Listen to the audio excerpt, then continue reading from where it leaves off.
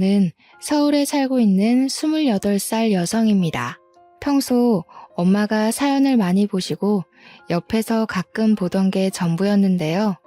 세상 사람들이 정말 이런 많은 사연을 가지고 사는구나, 진짜일까 생각했는데 그 일이 저한테도 일어났지 뭐예요. 저는 아직도 그 일을 생각하면 어떻게 그렇게까지 할 수 있을까 생각이 드는데요. 부모님은 지나간 일을 굳이 떠올려봤자 좋을 것 없다고 하세요. 그저 서로 조심하고 또 조심하면 된다고 말씀하시거든요.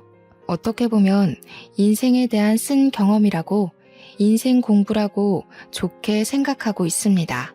하지만 곱씹어보면 괘씸한 일이었기에 쉽사리 잊히지 않아요. 제가 결혼은 미친 짓이라고 생각하게 된 계기에 대해 말씀드리고 싶어서 이렇게 글을 적게 됐네요. 불과 2년 전에 일어났던 일이거든요. 저에겐 위로 3명의 오빠가 있습니다. 큰 오빠와는 15살, 둘째 오빠는 14살, 셋째 오빠와는 8살 차이가 나고요. 딸이 귀했던 저희 집은 제가 늦둥이로 태어나자 너나 할 것 없이 금지옥엽처럼 아끼면서 키우셨어요. 하지만 아들만 키우셨던 부모님은 저도 예외는 없다고 하셨습니다. 여자의 몸으로 세상을 살아가려면 혹독하게 자라봐야 한다며 엄하게 훈육을 하셨거든요. 여자라서 남자라서가 아니라 스스로 무언가를 해낼 수 있는 자신감을 심어주기 위해 노력하셨어요. 돈의 소중함을 알기 위해 용돈 기입장은 물론이고요. 한 달에 10만 원을 용돈으로 주셨는데 모자란 돈에 대해서는 각자 알아서 해야 한다는 룰이 있었습니다. 결국 내가 필요에 의해 생긴 부분은 어떤 방식을 사용해도 상관없으니 아르바이트를 하던 대회에 나가 상금을 타던 극복해 나가보라고 하셨죠. 가격이 조금 나가는 전자기기를 산다거나 휴대폰을 바꾸거나 할 때에는 그 물건이 왜 필요한지 조목조목 따져 엄마 아빠가 들었을 때 납득이 가야 허용이 됐고요. 어떻게 보면 너무 짠순이 기질로 키운 거 아니냐 하시는 분들도 있으시겠지만 제가 바라본 부모님은 자식들에겐 한없이 다정다감한 분들이셨어요. 공무원이셨던 부모님은 얼마 전에 정년퇴직을 하셨습니다. 집 근처 학교 앞에서 작은 분식집을 차리셔서 제2의 인생을 보내고 계세요. 자식들에게 먹인다는 마음으로 직접 새벽장을 봐오셔서 음식을 하십니다. 메뉴가 떡볶이, 순대, 튀김, 어묵 이렇게 4가지로 단출하지만 나름 동네에서 유명한 맛집이랍니다. 깔끔하고 똑부러지는 엄마의 성격에 결혼 초부터 알뜰살뜰 재테크 주식 투자를 많이 하셨대요. 운 좋게 수익률이 좋아져 여유 자금이 생기셨고 분식집을 차린 건물을 사들이기까지 했죠. 연금과 월세를 받으며 분식집을 운영하며 행복한 노후를 보내고 계십니다. 아무쪼록 전 유복한 가정환경에서 아낌없는 지원을 받으며 자랐습니다. 오빠들과 나이 차이가 많이 났는데 제가 중학생 시절 큰오빠와 작은오빠가 결혼을 했어요. 부모님 2분 다 공무원 출신이시라 어떻게 보면 딱딱한 분위기일 수도 있겠다 싶은데 제가 아는 부모님은 엄격하셔도 사람들에겐 한없이 다정하신 분들이었습니다. 그래서 오빠들이 결혼하고 새언니들이 생겨도 고부 갈등, 집안 싸움 같은 건 당연히 없을 줄 알았어요. 워낙 부모님은 자신들보다는 타인에게 맞춰주시는 타입이고요. 더군다나 좋은 게 좋은 거라고 싸움을 굳이 만드신 분들이 아니었기 때문이죠. 큰오빠와 작은오빠가 6개월 정도 차이로 결혼을 했고 저에게는 2명의 새언니가 생겼죠. 새로운 가족이 생기는 것은 너무 설레는 일인 것 같습니다. 저는 언니들에게 친근하게 대하려고 노력했어요. 나이가 어렸기에 어른에게 먼저 다가간다는 건 사실 조금 어려웠거든요. 큰 새언니는 외동딸이었는데 질투가 심하고 본인의 주장이 강한 사람이었어요. 그래서 처음에 다가가기 조금 어려웠는데 아니나 다를까 엄마와 크고 작은 트러블이 생겼더랬죠. 제가 결혼에 대해 좋지 않게 생각하게 된 계기가 바로 큰 새언니 때문이기도 하고요. 반대로 작은 새언니는 성격이 털털 그 자체였습니다. 소심한 성격의 오빠와는 정반대의 성격을 가진 언니였죠. 어떻게 오빠와 결혼했나 싶을 정도로 언니는 담아두는 성격도 아니었고요. 할 말도 오목조목 기분 나쁘지 않게 잘 이야기하는 타입이었어요. 두 사람을 비교하면 안 되지만 결혼 시작부터 두 사람을 비교할 수밖에 없는 일들이 있었거든요. 큰오빠가 결혼식을 하고 신혼여행을 다녀와서 저희 집에 인사를 하러 온 날이었습니다. 저녁 식사를 먹고 술 한잔을 하며 여러 이야기를 나누게 됐죠.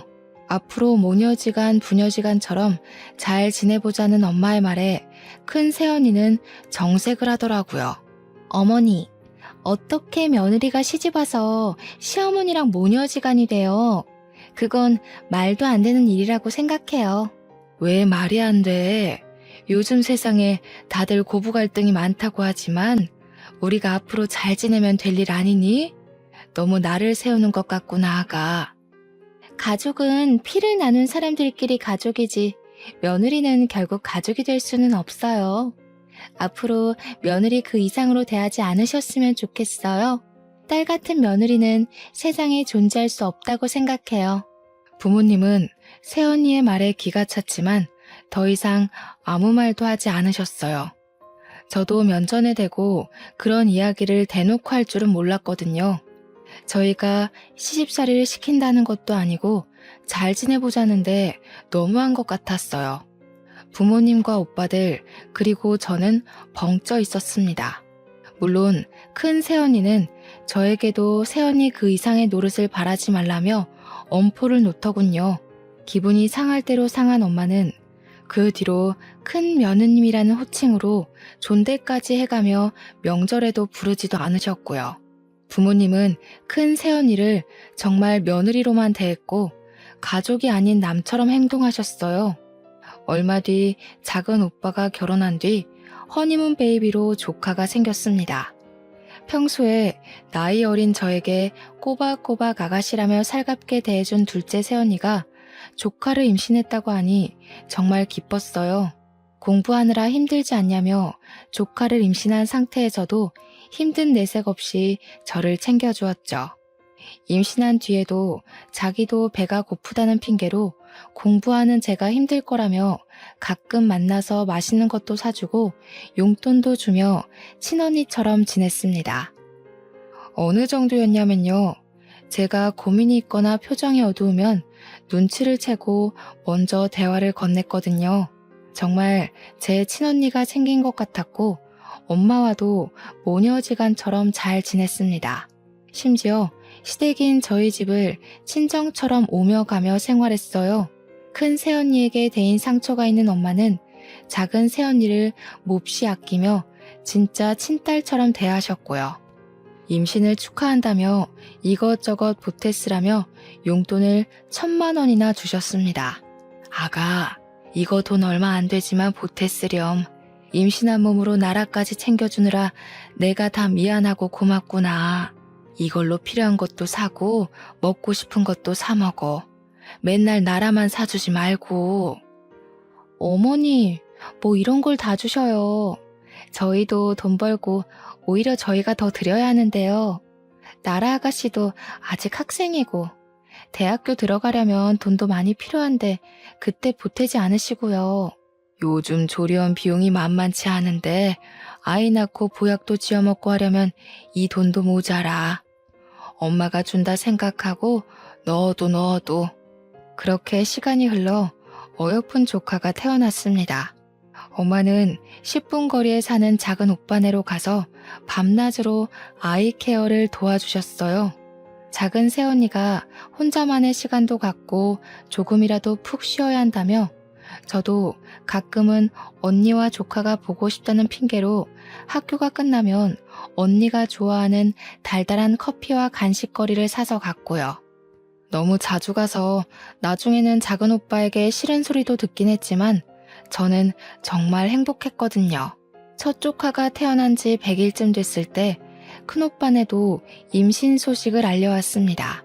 엄마가 둘째 새언니에게 돈을 줬다는 소식을 들었는지 큰오빠를 통해서 노골적으로 돈을 보태달라는 티를 내더라고요. 그렇게 안 입고 왔으면 본인이 직접 와서 이야기를 해야지 몸이 힘들다는 이유로 큰오빠만 보내서 대뜸 돈 달라고 하니 어린 저였어도 정말 당황스럽더라고요. 사실 큰오빠는 똑부러지는 성격이 아니었는데 약간 휘둘리기 좋은 성향이거든요. 큰 새언니가 얼마나 달달 볶아댔으면 큰오빠는 임신 소식을 알린다는 핑계로 오랜만에 집에 왔습니다. 분명 가면 뭐라도 말이 있을 테니 가봐라 했겠죠. 엄마, 둘째네도 조리원비 보태주셨다면서요? 저 이번에 이직하고 집사람도 직장 그만두고 돈이 조금 부족할 것 같아요. 저희한테 둘째네한테 해주신 것처럼 똑같이 지원해 주시면 안 돼요? 아이고, 이제 별의 별 꼴을 다 보는구나. 그런데 어쩐대요? 가족도 아닌 사람한테 그렇게 큰 돈을 어떻게 보태줄 수 있을까? 차용증이라도 쓰고 가면 내 얼마든지 주마. 그래도 엄마 맏며느리인데 너무 차별하시는 거 아니에요? 제가 집사람 보기가 민망해요. 아이고, 그렇게 민망해? 나는 온 가족들 앞에서 남처럼 대해달라는 큰 며느님 말씀대로 그렇게 해준 것 뿐인데 차용증 쓰고 가져가라고 큰 며느님께 전해주시고 이제 그만 가봐. 빈정이 상했는지 큰 새언니는 몇 통 하지도 않던 연락을 거의 끊다시피 하더군요. 시간이 흘러 둘째 조카가 태어나 집안에는 아기 울음소리가 끊기질 않았어요. 하지만 둘째 조카가 태어났음에도 불구하고 엄마는 큰오빠 아기를 안부 정도로만 물을 뿐이었습니다. 가끔 메시지로 사진을 받아보는 정도였고요. 아이가 태어났는데도 자신에게 발걸음도 하지 않자 큰 새언니는 그게 기분이 상했나 봐요. 3, 7일이 지나고 나서야 아이를 데리고 집에 왔는데 저희 부모님 앞에서 엉엉 울더라고요. 어머니, 정말 너무하신 거 아니에요? 왜 저희만 가족으로서 인정을 안 해주세요? 그리고 왜 저희만 외톨이로 만드세요? 아기가 태어났는데 누구는 용돈도 주시고 애도 봐주시고 차별이 해도 해도 심하잖아요. 정말 너무하세요. 큰 며느님아, 당신이 며느리는 가족이 될 수 없다면서요? 저는 남처럼 대해달라길래 진짜 그렇게 대한 것 뿐인데요. 어떤 게 서운한 건지 나는 이해를 못하겠습니다만. 그래도 이건 너무하시잖아요. 누구는 1,000만 원, 누구는 무일푼. 이 아이가 저만 낳은 자식인가요? 다은 씨 아이기도 하고 어머님 손주인데 어쩜 그러세요? 진짜 손주 들인 것도 모르고 치맥기 있으신 거 아니에요? 큰 새언니는 본인이 했던 말을 다시 주워 담을 수 없다는 걸 알았는지 꿀먹은 벙어리가 된 채로 식은땀을 흘리며 눈만 껌뻑껌뻑 할 뿐이었죠. 엄마는 뭐 이런 경우가 다 있냐며 사과할 필요도 없으니 돌아가라고 언니를 쫓아내듯이 집으로 보냈습니다. 그 뒤로 반성할 줄 알았지만 큰 새언니는 더 도끼를 품었는지 연락을 거의 끊다시피 하더군요. 가끔 큰오빠가 보내주는 아기 사진 몇 장이 소식의 전부였거든요.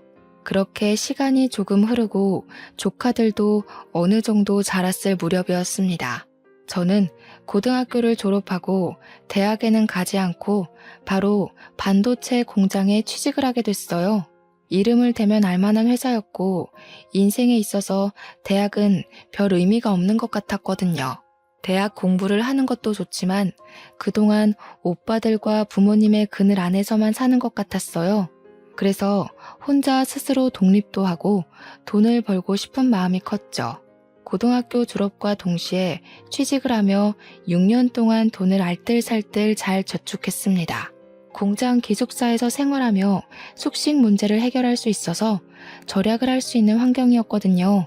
그 결과 결혼 자금 정도로는 손색이 없을 정도의 1억이라는 자금을 만들 수 있게 됐죠. 어느 날 거의 연락을 주고받지 않던 큰 새언니가 남자를 소개해주겠다고 연락을 해오는 게 아니겠어요. 어른이 해주는 소개고 쉽사리 거절을 하지 못했던 저는 알겠다고 대답했어요. 며칠 뒤 소개팅 날 잔뜩 힘을 주고 약속 장소에 나갔어요. 아마 이때 소개팅을 한 것이 제 인생의 가장 큰 실수가 아닐까 생각되네요. 아무튼 소개팅에서 만난 남자는 생각보다 준수하고 젠틀하게 생긴 외모였어요. 키도 크고 누가 봐도 좋아할 만한 훈남 스타일이었거든요. 저보다 5살이 많았는데 큰 새언니와는 대학 선후배 사이이고 고향에서 오랫동안 알고 지낸 동생이라고 했습니다. 현재는 강남에 있는 유명 로펌에서 근무하는 송무 직원이라고 했어요. 다정다감한 말투와 행동, 몸에 배어있는 매너까지 뭐 하나 흠잡을 곳 없는 사람이었습니다. 제가 대학을 안 나왔고 돈을 벌기 위해 바로 취직했다는 말까지 했는데도 사람마다 관점의 차이고 생각의 차이는 있길 마련이라며 무슨 상관이냐고 말하더군요. 어느 정도 자기 주장이 있고 사람을 생각할 줄 안다고 판단돼 호감이 생겼습니다. 그렇게 연락처를 주고받은 뒤 몇 번의 만남 끝에 연인 사이로 발전하게 되었죠. 큰 새언니에게 좋은 사람을 만나게 해줘서 고맙다며 연락을 했고 저희는 1년 정도의 연애를 한 뒤 자연스레 결혼 이야기가 나왔어요. 양가에 인사를 드리고 강남에 있는 모 호텔 식당으로 상견례 약속을 잡았습니다. 상견례를 하는데 굳이 큰 새언니가 같이 오겠다고 하는 거 아니겠어요? 길을 눌러줘야 된다나 뭐라나. 심지어 첫째 오빠는 출장 가야 되는 날이라 안 오는데 자기는 꼭 가야겠다고 고집을 피우는 겁니다. 둘째 새언니는 아이도 있고 제가 부담될까봐 안 오겠다고 했고요.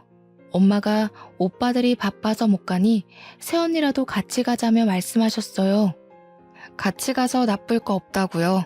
결국 부모님, 저, 큰 새언니가 상견례 장소에 같이 가기로 했죠. 떨리는 마음으로 부모님과 약속 장소로 갔고 저는 너무 긴장된 나머지 화장실을 다녀오겠다 말하고 잠시 자리를 비우게 됐습니다. 화장실에서 화장도 고치고 마음을 다잡고 나가려는데 누군가 저를 붙잡는 게 아니겠어요? 서빙을 하던 여직원이었는데 예비 남편의 이름을 말하며 어떻게 알게 된 사이냐고 물어보는 거예요. 생전 처음 보는 여자가 예비 남편에 대해서 이야기하니 조금 당황스러웠죠. 저는 곧 결혼할 사이라고 얼떨결에 대답했고요. 여직원은 저에게 혹시 소개해준 사람이 김지연이냐며 큰 새언니의 이름을 말하는 게 아니겠어요? 제가 새언니는 어떻게 아냐고 무슨 소리냐며 되묻자 그 여자는 오해하지 말고 들으라고 하더니 차근차근 말을 해주었습니다. 사실은 저 이도훈 사장님 가게에서 일하던 종업원이에요. 제가 사정이 어려웠는데 사장님이 도와주신 덕에 그 술집에 취직하게 됐거든요. 이것저것 잘 챙겨주셔서 저도 모르게 마음이 생겼는데 얼마 뒤 애인이라며 김지연 씨를 데리고 왔어요. 네? 도훈 씨는 로펌 송무 직원인데요. 다른 사람이랑 착각한 거 아니에요? 그쪽이 잘못 알고 있어요. 그 사람 5년 전부터 대학가 근처의 술집 사장이에요. 그쪽 새언니랑 연인 관계였고 제가 직접 둘이 모텔을 들어가는 것도 봤다고요. 제가 알고 있다는 걸 눈치챈 그 이후로 저를 단칼에 자르더라고요. 이후에 일하게 된 곳이 여기 호텔 식당이고요. 증거 있어요? 거짓말 마세요. 사람 잘못 보셨겠죠. 도훈 씨가 그럴 리가 없어요. 무슨 근거로 이런 말씀을 하시는 거죠? 제 말을 믿는 게 좋을 거예요. 제가 그쪽 인생 구해주는 거라고요. 방금 5분 전에도 그 남자가 저한테 뭐라고 그랬는지 아세요? 옛날 기억은 다 잊으라고. 지금 중요한 자리니까 입 함부로 놀렸다가 너 죽고 나 죽는다며 입 닫으라고 협박했어요. 제 말이 안 믿기시면 방금 녹음한 것도 있는데 한번 들어보시던가요. 종업원은 저에게 사진과 동영상 그리고 녹음 파일을 들려주었어요. 저희 방에 음식을 가져다 줄 때 예비 남편은 종업원 얼굴을 확인하고 서둘러 화장실에 가서 아는 체 하면 가만 안 둔다고 협박까지 했다더라고요. 혹시 몰라서 휴대폰 녹음 앱을 켜두고 있었고요. 녹음 파일 들어봤는데 진짜 제 예비 남편 목소리가 들리는 게 아니겠어요? 모든 사실이 진짜라는 것을 알게 되고 전 다시 상견례하는 자리에 착석했죠. 신경을 곤두세우고 있던 탓일까 마음을 조금은 가라앉힐 틈도 없이 둘의 미묘한 눈빛을 읽게 됐고요. 왜 큰 새언니가 굳이 제 상견례 자리에 따라오겠다고 고집을 피웠는지 이해됐죠. 그리고 뻔뻔하게 제가 둘의 관계를 모른다고 생각했는지 어른들 몰래 둘이서 테이블 밑으로 손까지 잡더라고요. 아, 종업원 말이 다 맞았구나 싶었습니다. 너무 기가 막히고 황당한 사실을 접한 것도 모자라 제 눈으로 확인하다니요. 아니겠지 하고 다시 보니 서로의 눈에서 달콤한 꿀이 뚝뚝 떨어지고 있는 게 아니겠어요? 둘의 관계를 눈앞에서 목격한 저는 머리를 망치로 한 대 얻어맞은 기분이었습니다. 아무리 각자 모은 돈으로 양가 보탬 없이 결혼했다 하지만 요즘엔 잘해줘도 못해줘도 욕을 먹더라고요. 그래서 내가 조금은 가볍게 설명을 드리려고 인쇄해 왔어요. 어머니, 이게 다 혼수 목록인가요? 혼수도 저희가 알아서 드린다고 했는데 다른 크게 필요한 알이 생기면 그때 도움을 받아도 될 것 같거든요. 말씀은 과하지만 혼수 비용이 3천만 원이나 드는 건 너무 과하다고 생각해요. 양가 부모님, 예비 남편이 있는 자리에서 애써 표정 관리를 했습니다. 주먹을 꽉 쥔 채 최대한 말을 아끼며 꿀먹은 벙어리처럼 앉아있을 뿐이었죠. 그저 물만 마실 뿐이었죠. 식사가 어느 정도 마무리되고 신혼집과 혼수에 대해 이야기를 할 때 저는 도저히 참을 수 없더군요. 애초에 서로 욕심을 내자는 취지였는데 혼수로 3천만 원이라뇨. 더군다나 조금 전 저에게 닥친 일까지 모두 생각이 났고 화가 나 테이블을 콱 내리치며 이 결혼은 없던 걸로 하겠다고 이야기했습니다. 제가 갑자기 결혼을 하지 않겠다고 말씀드린 점 대단히 죄송하게 생각합니다. 하지만 양가 부모님들께서도 알지 못하셨나 봅니다. 제가 하는 말로는 부족할 것 같아 보여드리려고요. 지금 휴대폰으로 보내드렸으니 확인해 보시겠어요? 납득이 가실 거예요. 어른들 앞에서 이게 버릇이냐며 따져묻는 부모님과 예비 시부모님에게 휴대폰으로 사진과 동영상을 모두 보내드렸어요. 그리고 그 여자가 들려준 녹음 파일을 켰죠. 그것들을 듣고 보는 어른들의 표정이 점점 어두워지기 시작했습니다. 그리고 어떻게든 빠져나가려 땀을 삐질삐질 흘리는 예비 신랑과 큰 새언니의 표정이 가관이더군요. 큰아가 아니냐며 헛웃음을 치는 아빠와 그리고 무언가 잘못되었다는 듯한 표정으로 예비 남편을 바라보는 예비 시부모님들까지. 이게 다 사실이니? 누가 누구를 만나고 뭘 어찌해?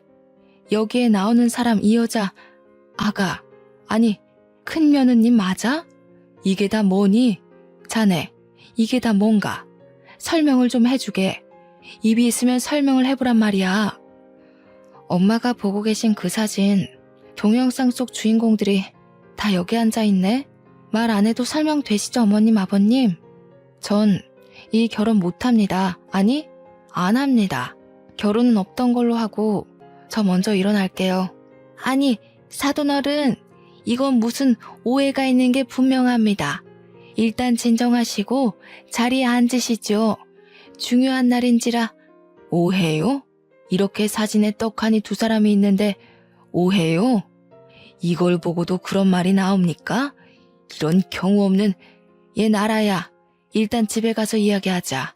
큰 며느님, 내일 아름이 출장에서 돌아오거든 당장 집으로 오세요. 그렇게 상견례 자리는 파투가 나고 다음날 부모님은 큰오빠네 부부를 호출하셨습니다. 부모님은 어떻게 된 일인지 들을 이유도 없다고 하셨어요. 당장 둘이 이혼하던지 시댁과 연을 끊든지 하라고 말씀하셨죠. 도대체 어떻게 살아왔길래 다른 날도 아니고 상견례 자리에서 그딴 일이 생기냐며 엄마는 노발대발하셨고 서방님 될 사람이랑 불륜이 가당키나 하냐며 난리치셨어요. 영문을 모르던 큰오빠는 큰 새언니에게 무슨 일이 있었냐며 상황 설명을 해달라고 되묻기 바빴어요. 큰 새언니는 오히려 악다구니를 쓰며 부모님에게 대들더라고요. 어머니, 말이 나와서 그런데 제가 뭘 그렇게 잘못했어요? 저 가족으로 받아들이지도 않고 남처럼 대할 때는 언제시고 제가 부모가 없어서 무시하는 거 아니세요? 왜 사랑은 아가씨가 다 받아야 되는 건데요? 큰며느님, 뭔가 단단히 착각하고 있나 본데 들어봐요. 결혼할 때부터 남처럼 대하라고 했던 게 누구죠? 남편이랑 자식 두고 시누이 남편 될 사람이랑 불륜이나 저지르는 게 자랑인가요? 네가 감히 내 아들이랑 딸한테 이런 짓을 하고도 사람 취급을 받길 바라니? 결혼했어도 이 사람 회사 때문에 집에 잘 들어오지도 않고 가면 출장에 회사 야근해. 그리고 저한테 사랑을 줘야지. 뭐만 하면 우리나라 우리 막내. 왜 제가 받아야 할 사랑을 다 아가씨가 독차지하는 건데요, 왜? 언니, 양심이 있으면 말을 그렇게 하시면 안 되죠. 그거 언니의 자격지심 아닌가요? 제가 어려서는 잘 몰랐지만 지금은 너무 기가 막힐 따름이네요. 이제껏 언니를 조금이라도 좋은 사람이라고 생각했던 제가 제일 잘못인 것 같네요. 뭐라고요? 그래요. 질투나서 그랬어요. 내가 받을 사랑 다시 가져오고 싶어서 복수하려 했다고요. 아름씨마저 그놈의 나라. 이 집에서 난 아무것도 아닌 게 너무 싫었어요. 알고 보니 이 사단이 난 건 큰 새언니가 가족들의 사랑을 독차지하고 싶어서 저에게 본인의 불륜 상대였던 고향 후배인 예비 남편을 소개해 준 거였어요. 결혼을 해서 출가 외인이 되면 저에게만 쏠리던 관심이 자기에게도 오지 않을까 하는 생각을 했었다는 겁니다. 말도 안 되는 이야기를 들으신 부모님은 충격을 받으셨죠. 부모님은 뒷목덜미를 잡으며 그저 한숨을 내쉴 뿐이셨어요. 저는 아무 말도 없이 서 있다 화가 치밀어 무릎 꿇고 앉아있는 큰 새언니의 뺨을 후려 갈겨버렸습니다. 말릴 틈도 없이 이루어진 저의 돌발 행동에 순식간에 집안은 살얼음판이 돼버렸죠. 저는 그 자리에서 분노에 차 소리를 쳤습니다. 아까도 말했지만 일말의 양심이라도 남아있다면 오빠랑 이혼하세요. 그리고 지금 나한테 저지른 죄값, 감옥에 가던 무릎을 꿇고 빌던 죄값 달게 받아요. 아니면 새언니랑 큰오빠가 우리랑 인연을 끊던지 새언니가 알아서 기어나가던지 뭐라도 하지 않으면 내가 새언니 무너뜨릴지도 몰라. 알겠어? 큰오빠는 표정이 굳은 채로 언니와 이혼하겠다며 말하고 자신이 알아서 해결할 테니 걱정 말라며 큰 새언니를 끌고 밖으로 나갔습니다. 너무 화가 나 주체가 되지 않는 감정에 어찌할 수가 없던 저는 방에 틀어박혀 분노가 섞인 눈물을 흘릴 뿐이었어요. 휴대폰을 꺼두고 모든 연락을 차단하자 그날 저녁 예비 남편이 집으로 찾아오더군요. 무릎을 꿇으며 빌며 미안하다고 사과를 하더라고요. 도훈 씨가 무슨 염치가 있어서 여기로 와? 인간도 아닌 저급한 새끼. 어떻게 사람의 탈을 쓰고 이 엄청난 일을 아무렇지 않게 할 수가 있는 거지? 도대체 어디서부터가 진실이고 거짓이야? 입이 있으면 말을 해보란 말이야. 무조건 미안하다. 나도 처음부터 그럴 생각은 없었어. 내가 순간 어떻게 됐었나 봐. 나라야, 한 번만 봐줄 수 없을까? 내가 다 설명할게. 나도 그 여자한테 노란한 거라고. 내 말 좀 믿어줘. 미친 거 아니야? 처음부터 작정하고 접근한 거였으면서 지금 이 순간에도 거짓말이 나오니? 너 로펌 송무직원 아니라며. 대학가에 있는 부어비어라는 술집, 그거 네 거라며. 속일 게 없어서 그런 걸로 날 속여? 나라야, 내가 다 설명할게. 정말 나 한 번만 믿어줄 수 없겠어? 나도 그 여자가 시키는 대로 한 거야. 정말 내가 후회할 짓을 했어. 우리 결혼 다시 생각해 줄 수 없을까? 내가 이렇게 무릎 꿇고 빌게. 그만하고 가. 한마디만 더 하면 경찰에 신고해버릴 테니까. 큰 소리 낼 기운도 없으니까 그만 가라. 이제 도훈 씨랑 나 아무 사이도 아니야. 꺼져. 너 정말 이럴 거야? 내가 전부 다 설명한다잖아. 우리 사랑했잖아. 미안하다고 계속 사과하잖아. 내 말 안 들어줄 거니? 그 시간들이 너무 아깝지 않아? 그만 가라고 했어. 나도 더 이상은 참지 않아. 그리고 아깝지 않냐고? 당신 같은 사람을 믿고 사랑을 한 내가 바보 천치다. 당장 내 눈앞에서 꺼져버리라고. 한바탕 소란이 일고 며칠의 시간이 흐른 뒤 저에게 등기우편 하나가 오더군요. 무엇인가 하고 보니 제 앞으로 고소장이 날라온 게 아니겠어요? 알고 보니 욕설로 모욕을 주며 폭행을 했다는 이유로 5천만 원의 정신적 피해 보상을 요구한다며 큰 새언니와 예비 남편이 절 고소한 거였어요. 저는 그 길로 새언니를 찾아갔죠. 처음에는 문을 열어주려 하지 않길래 문을 부숴서라도 들어간다며 악다구니를 쓰니 열어주더군요. 아무것도 눈에 보이지 않던 저는 눈앞에 새언니가 나타나자마자 머리채를 휘어잡았죠. 이 미친년아, 네가 그러고도 사람이야?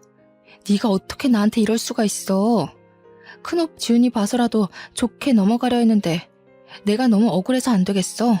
오늘 너 죽고 나 죽자. 너 이거 안 놔? 막내라고 오냐오냐 해줬더니 어디까지 기어올라? 네가 내 머리채 잡고도 무사할 것 같아? 진짜 미친 건 너야. 어디 배운 게 없어서 사람 머리채를 잡아?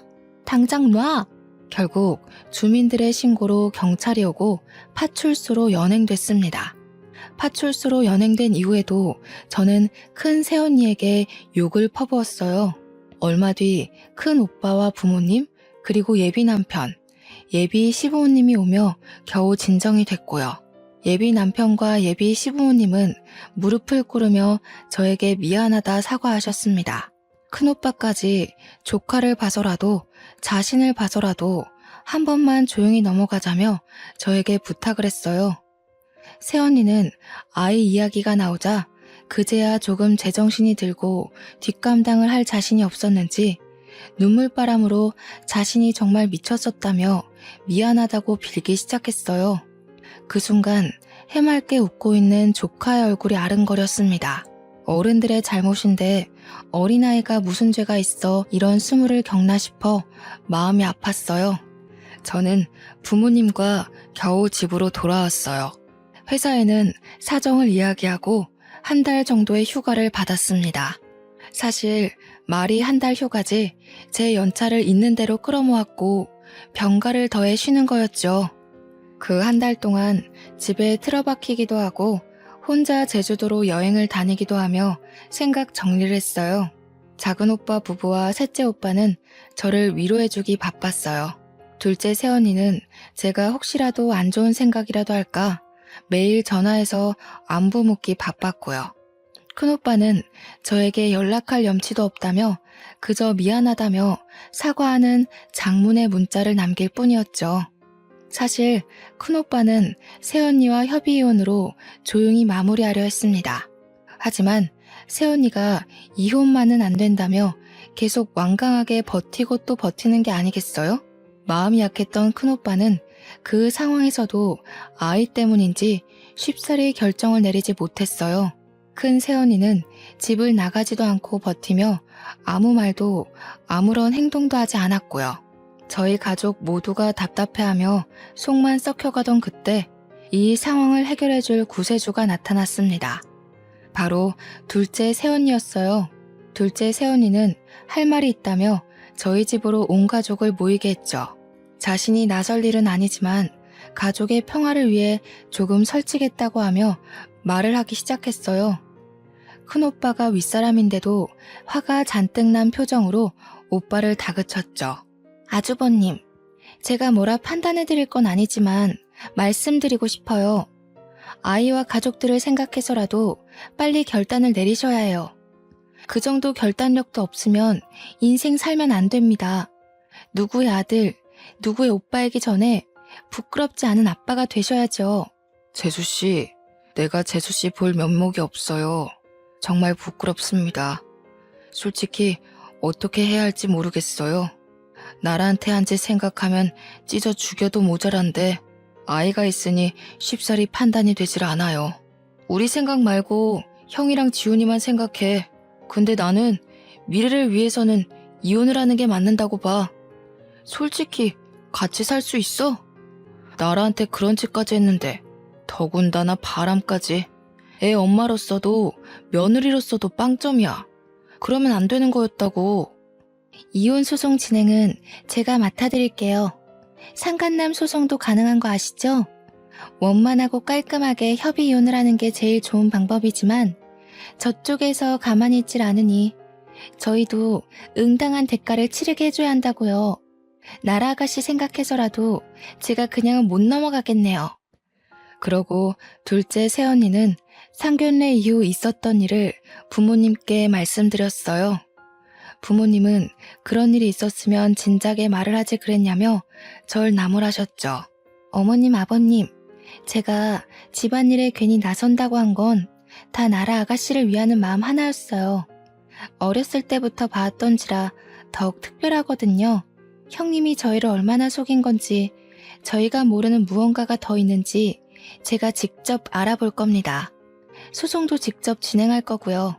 너무 걱정하지 마세요. 며칠 뒤 둘째 새언니는 저를 데리고 갈 데가 있다며 차에 태워 어디론가 갔어요. 정말 마주치고 싶지 않았지만 둘째 새언니 손에 이끌려 도착한 곳은 큰오빠 집이었습니다. 예상치 못한 방문에 표정이 굳은 큰 새언니는 저희에게 돌아가라고 했지만 둘째 새언니가 문을 열지 않으면 시끄러워질 거라고 하자 결국 열어주더라고요. 집 안으로 들어서자마자 둘째 새언니는 큰 새언니를 바닥에 쓰러뜨리며 멱살을 잡은 채 소리쳤어요. 네가 감히 우리 아가씨를 우습게 봤어? 얼마나 얕봤으면 그딴 짓을 해? 내가 가만두지 않을 거예요. 형님, 신고하려면 하세요. 오늘 형님이 죽나 내가 죽나 한번 해봅시다. 이윽고 두 여자가 바닥에 뒤엉키며 격한 몸싸움으로 번졌어요. 급작스러운 상황에 저는 언니들을 말리기 바빴습니다. 결국 오빠들에게 호출 후 막내 오빠까지 와서 뜯어말린 뒤에야 진정이 됐죠.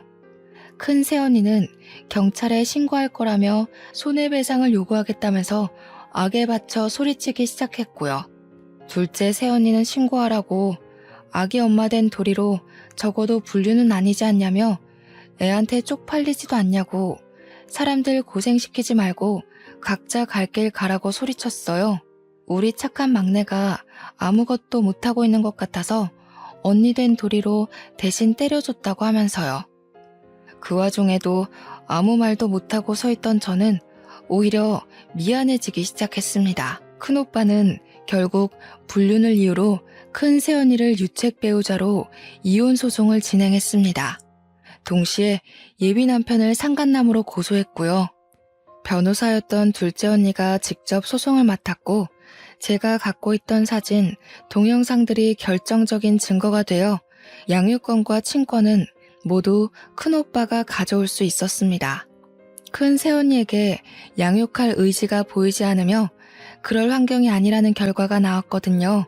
동시에 큰 새언니는 큰오빠에게 3천만 원의 위자료를 주게 되었고요. 조카에게는 큰 상처를 주게 된 것 같아 마음이 쓰이더라고요. 너무 미안해하지 마. 우리는 응당한 대가를 치른 거야. 네가 죄책감 가질 필요 없어. 상황이 이렇게 돼서 내가 오히려 미안해야 할 부분이지.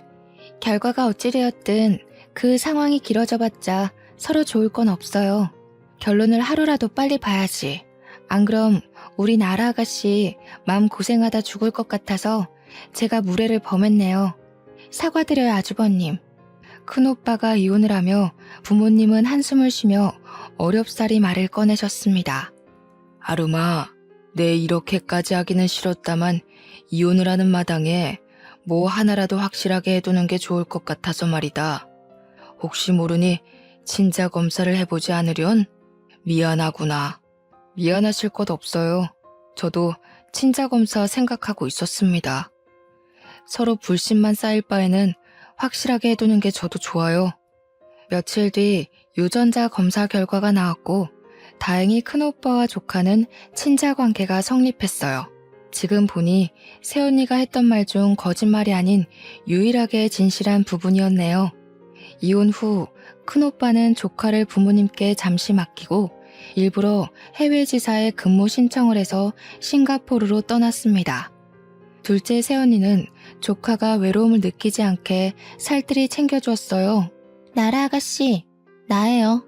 아직도 내가 많이 밉죠? 아마 그 감정 오래 갈 거예요.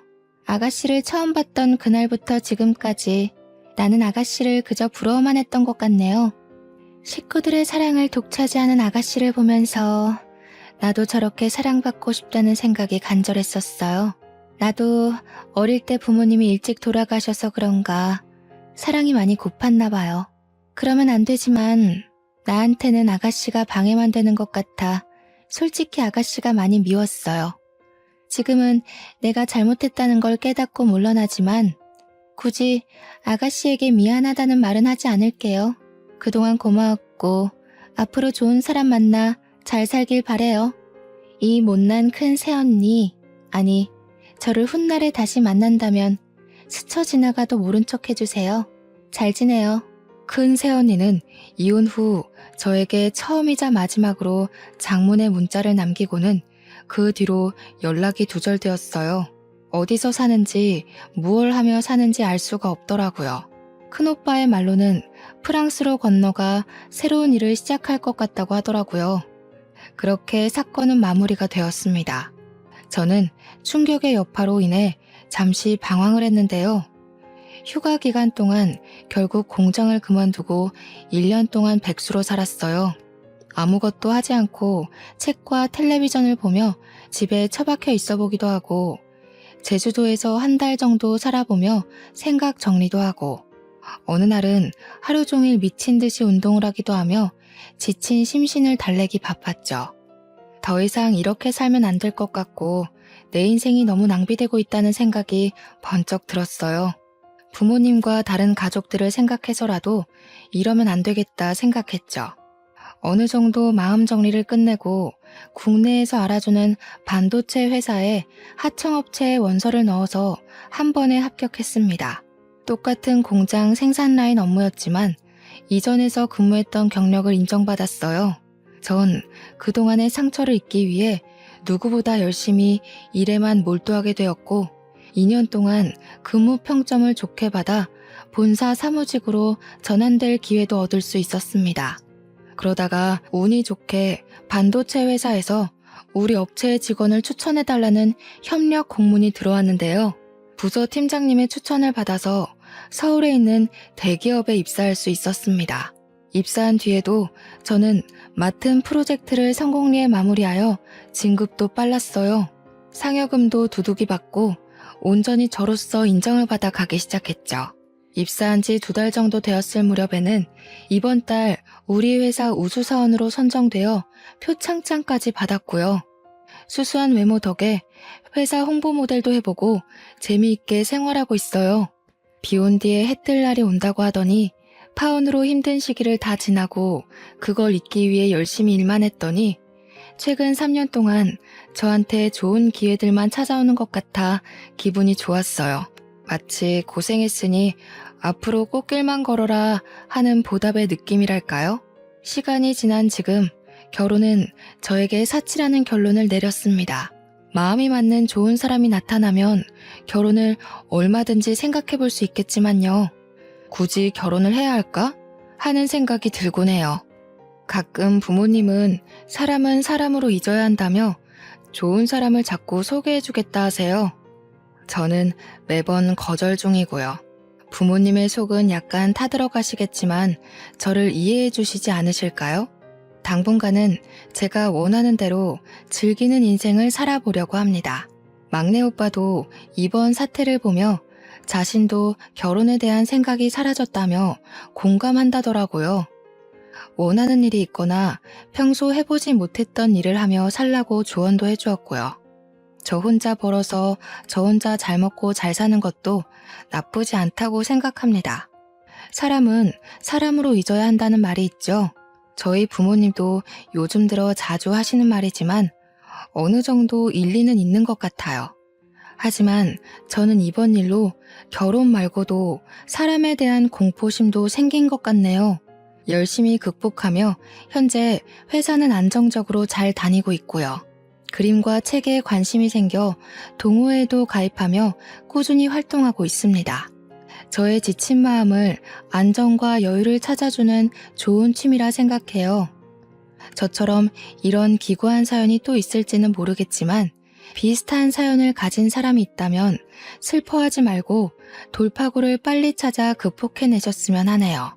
나에겐 늘 어두운 일만 생겨 헤쳐나가기 어려울 거야 하는 생각 말고 조금 더 긍정적으로 생각해보면 어떨까요? 나에게 주어진 이 시련들은 훗날 나를 더 단단하게 만들어줄 거야 라고요. 제 사연이 많은 공감과 위로가 되길 원하며 긴 글을 읽어주셔서 감사드립니다.